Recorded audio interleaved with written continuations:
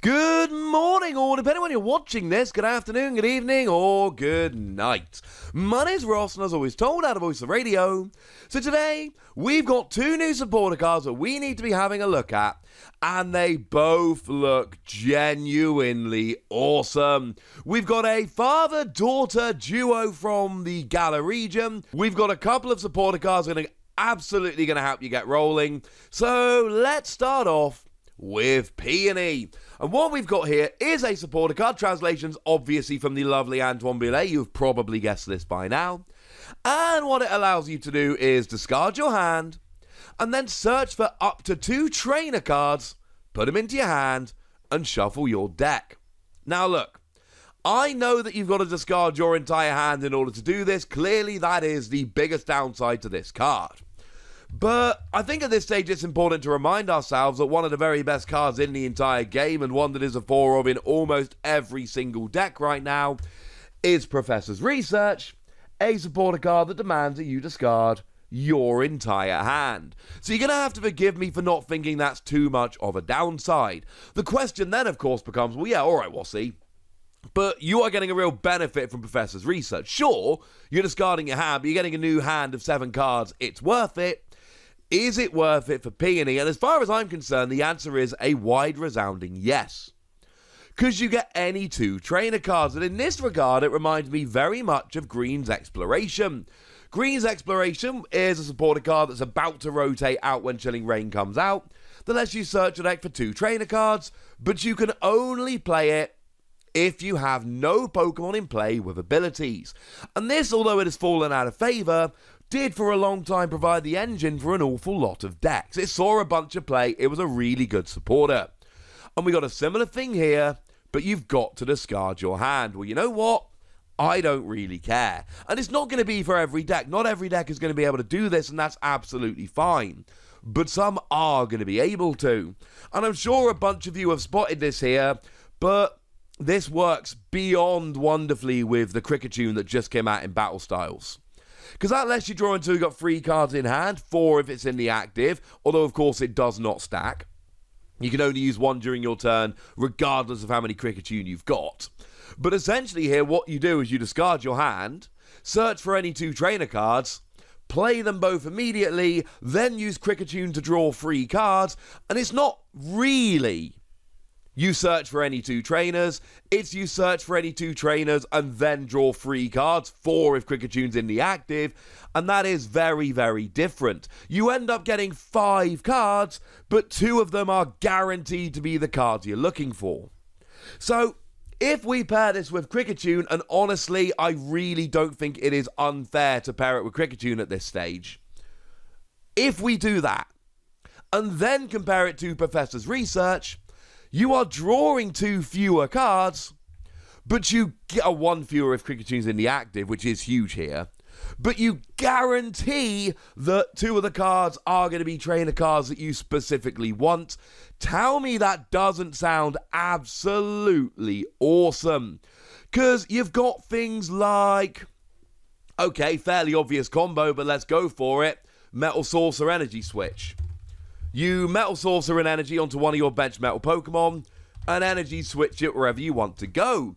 Or you could do the same kind of thing with Galarian Moltres. As long as it's already in play, you can use Peony to go and search for that energy switch, and then another card of your choosing, because Galarian Moltres attaches a darkness from the discard to itself, and then you are off. I mean, just earlier today I showed you that new Gardevoir, and that new Gardevoir, once during your turn, per Gardevoir, and this does stack, lets you look at the top 2 cards of your deck, any that are basic energy you may attach to any of your Pokemon in any way you like, any energy, any Pokemon, any basic energy, but then you put the other cards into your hand. So let's say you've got a Routes on the bench, you go and grab yourself a Rare Candy and an Evolution Incense, then you use the Evolution Incense to get a Gardevoir, and you evolve up.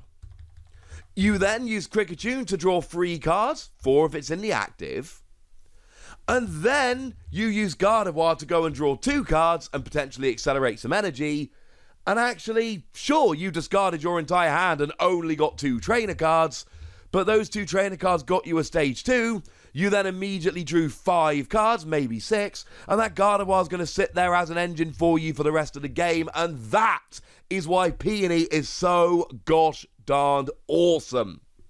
No, it is not going to work in every deck in the same way that a 4 Professor's Research will.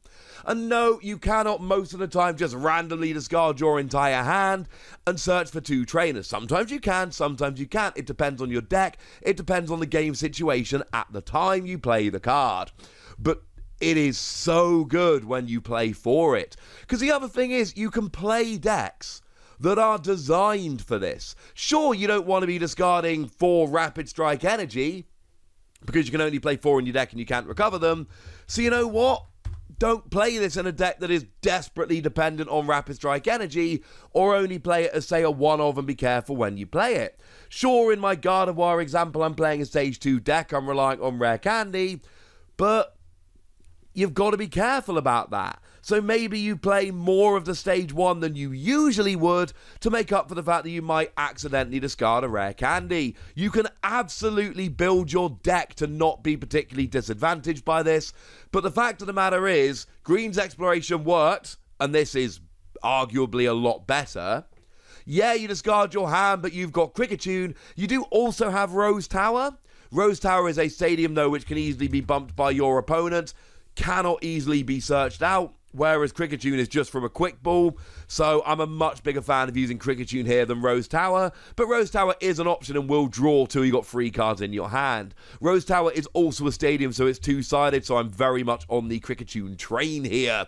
But my point is, there are ways around discarding your hand, and as far as I'm concerned, Peony's a 5 Wassy card, and I don't need to think too much about this.